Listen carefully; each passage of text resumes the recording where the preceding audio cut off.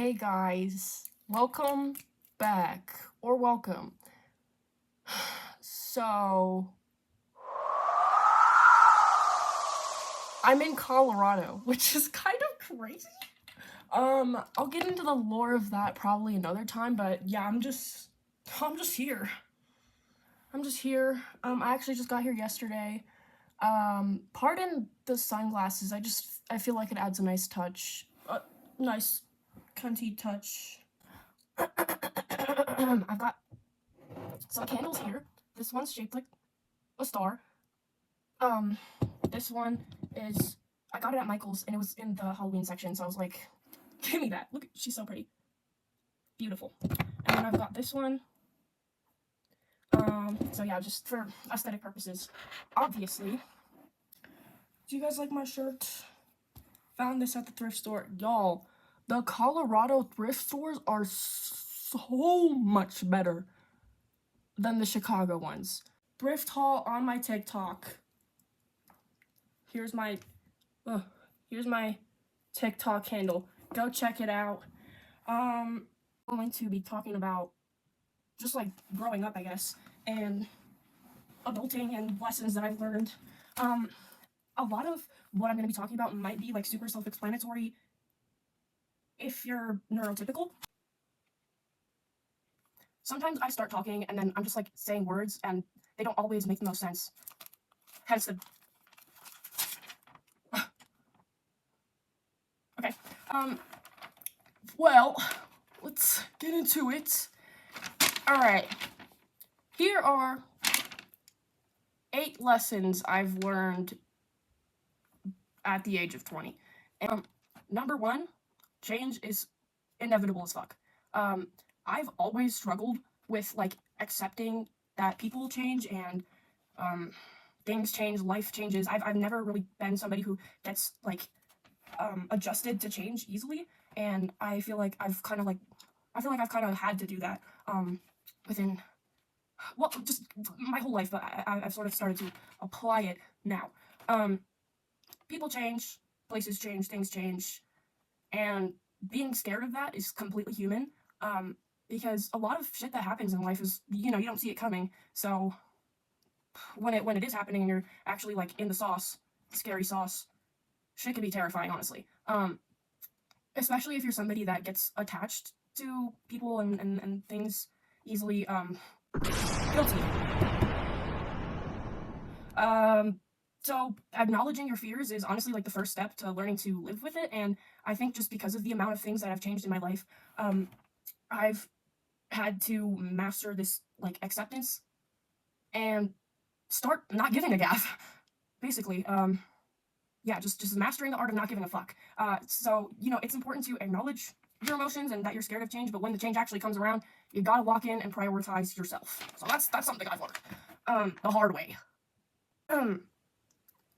Number 2, don't date your coworker.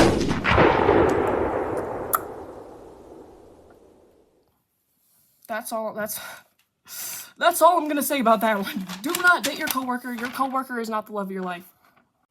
Number 3, 1, 2, 3. Shaming yourself for mistakes that you make is not linear to growth. I have spent so much time in my life just kind of like beating myself up for mistakes that I've made, and recently I kind of made a decision that was like out of character for me, I feel.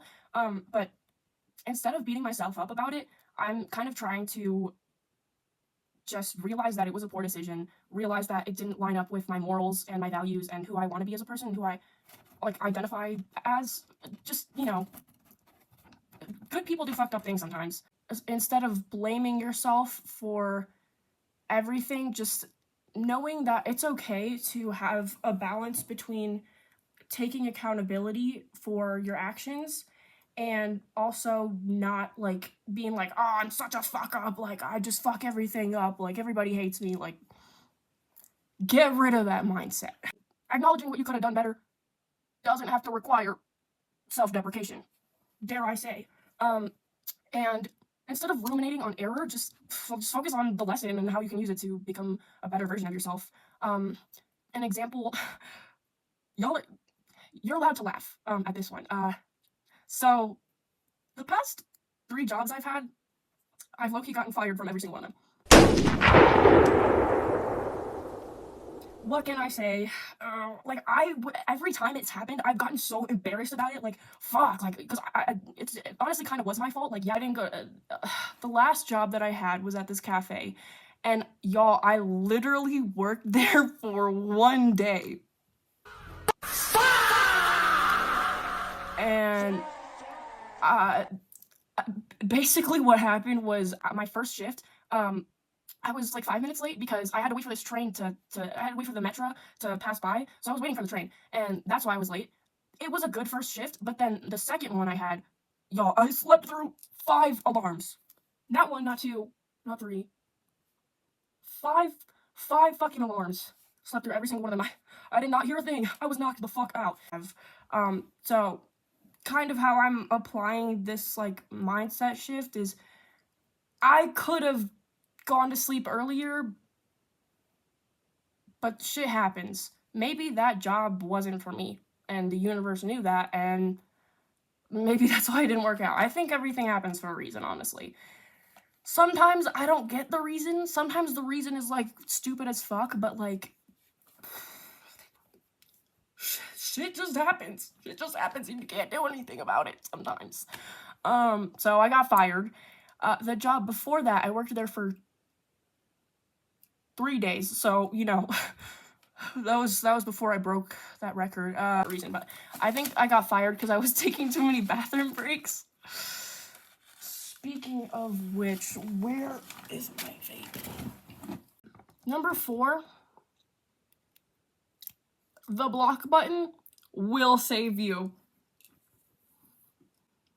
They disturb my peace, blocked. I don't agree with their political views, blocked. It's nothing personal. It's literally just me protecting my peace. That's kind of what all of this stuff ties into, is just protecting your peace. If somebody's pissing me off on my phone that I pay for, shit, like, you're getting blocked. Like, I kind of don't give a fuck, honestly. That's, again, win the I don't give a gaff war. Because I'm not gonna block someone out of hatred. It's literally just me saying, I don't want anything to do with you. I don't want to see what you're up to. I don't want you to have access to me or what I'm doing with my life. Yeah, the block button will save you. Stop giving yourself leeway to be ruminating about somebody that hurt you. Like, if they're affecting you in a negative way, you don't actually have to put up with it. Number 5, and this one is for this one's for the girls. Men are not worth your time. They're not. They're really not, especially in this time especially in adolescence, I feel. I was on and off in relationships with men for the past 2 years. I literally was like, I was in a relationship for a little over a year until recently, and before that, I was literally only single for a month, and I had just gotten out of a relationship with another dude. So, anytime I'm in a relationship with a man, my skin is just so terrible. My skin, my hair, like, they're just bad for you. They're just bad for you. Like, shit, like, I don't know. It doesn't matter, like, who the guy is. Like, they just stress me the fuck out. And this one might just be more personal, but I think in general, as women, we are raised to essentially just be male-centered, because a lot of the media we grow up with involving romance is just so centered around heterosexual relationships, and because that's, like, more of a standard, you're gonna grow up kind of, or at least for me, like, I feel like I grew up with the idea of a relationship being a man and a woman, and even though I'm not straight, I mean, look at me. I mean, I hope I don't look straight, but I mean, I'm not straight, but I feel like the way that I've grown up had a lot of an influence as to why I was so dependent on like male attention to feel good about myself. And realizing that recently, I was just like, I'm so fed up with it. Like, I don't need a man to feel good about myself. Like, I just don't like. Honestly, no matter who the guy is, I get stressed out. They're either doing too much or not doing enough. Usually, not doing enough. Most of the time, not doing enough. So honestly, I think one of the best things you could do for yourself as a woman, like if you are kind of coming to terms with, like just recognizing the effects of this like male centeredness in society in general, just realizing how that plays into your life will save you. It does carry into adolescence. I mean, I don't know about y'all, but in high school, I feel like half of the conversations I had with my girlfriends were about guys. Whatever guy we were fixated on at the moment. Like, I can admit it is entertaining. Like, it is entertaining. But once you realize how much more to life there is than men, you will feel so much better. Just start paying attention to the things around you. Like, there's so much more to life than guys. And I don't know, every single man disappoints me. Every single one of them. Every single one of them disappoints me, one way or another. So I'm tired of it. So I'm trying to, like, decenter myself and detach myself from men and the male gaze and any value I feel towards that, because at the end of the day, all I have is myself, and, like, shit, I don't know, anytime I'm in a relationship with a man, I end up getting stressed out about something, one way or another. My eyes just kind of opened. Like, I do feel like I have a tendency to, get, like, an ego boost, like, if I get, like, compliments from guys or whatever that, like, I find attractive. I don't know, like, it is a nice ego boost sometimes to, like, have attention from a man, but realizing how you grow up and how media plays into that, you'll be able to start kind of, like, deconstructing, that, like, need for male attention. I don't know. And I'm still working on that. Like, shit, it's hard. It's hard because there's, straight couples everywhere. Like, you grow up watching movies, and most of the relationships you see, at least for me and, like, a lot of people that I know, a lot of girls that I know, like, heterosexual relationships are just so much of what's pushed onto us as kids. Also, cutting off male-centered friends works wonders. Works fucking wonders. Because we're in our 20s now. We don't need to be only talking about guys. I saw this thing. I saw this quote. Somebody said that somebody was like, next time you hang out with your girlfriends, see how long you can go without talking about men.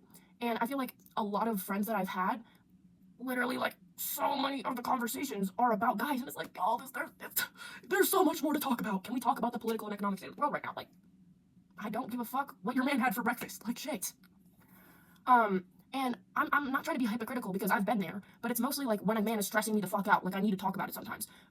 But the point is, cut men out of your life and you won't be that stressed. Like, I feel like my skin has never been better than now. Like, just being single is just... And that kind of ties into my next point, number 6. I used to hang out with some very questionable groups, and I feel like kind of realizing that the people I'm around don't have the same morals and values as me, and then, like, choosing to spend more time with people who do, it makes a big difference. Like, having real conversations with people makes a big difference. So yeah, I don't know, maybe that's kind of vague, but just, I guess, be more mindful of, like, who you hang out with. That's one of the lessons I've learned the hard way. Number 7, the use of cocaine is so much more common than I was ever aware of, and I just realized that recently. So many people do coke, y'all, and I've never touched that stuff, and I don't ever plan on it because I've had addicts in my life before, and seeing how that shit, like, fucks you up, fucks up your relationships, like, family relationships, friendships, like, everything. That shit will fuck you up, and I've never really dealt with like, serious, like, addiction. I've never dealt with addiction to serious substances, so I want to also, like, put it out there that I get that people struggle with addiction. Like, it can run in somebody's family, and but so many more people than I ever would have expected do coke, and it's scary. Like, I mean, if somebody tells me that they do coke, I'm not gonna judge them, but, like, just don't ever bring that shit around me because I'm not trying to get into all that. But I just, addiction is really fucking sad. Really fucking sad. Like, I have watched people in my life that I really cared about go through it. And so I guess the lesson that I've taken away from this is just not hanging around people that do heavy drugs, at least around me, because that's just not something I want for myself. Number 8, letting something go doesn't have to equate to forgetting it. Moving on is literally just about forgiving yourself and forgiving the circumstances and forgiving other people. You don't have to forgive people out loud. You don't have to. But focusing more internally into, like, what's just, pondering the question, what is best for me and what is going to help me get closer to my goals. Letting go of shit that's happened to you, like traumas and stuff. It's hard. It's not easy. But like, learning radical acceptance is super important, and it will honestly, like, if you feel like you're not at, like, the point in maturing that you want to be at, just focus on what you are still holding on to, and all these kind of all, like, tie into each other, I guess.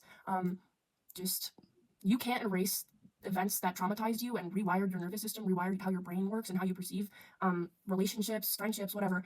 You can't erase that stuff, but you can come to terms with it, and that will help you move more towards your goals. That's about everything I could think of, and hopefully me talking about this, if it rings any bells, can help other people as well. That's kind of the point of this podcast, I guess, is just like I just want to talk about personal experiences and try to be an outlet to at least one person who maybe has gone through similar things and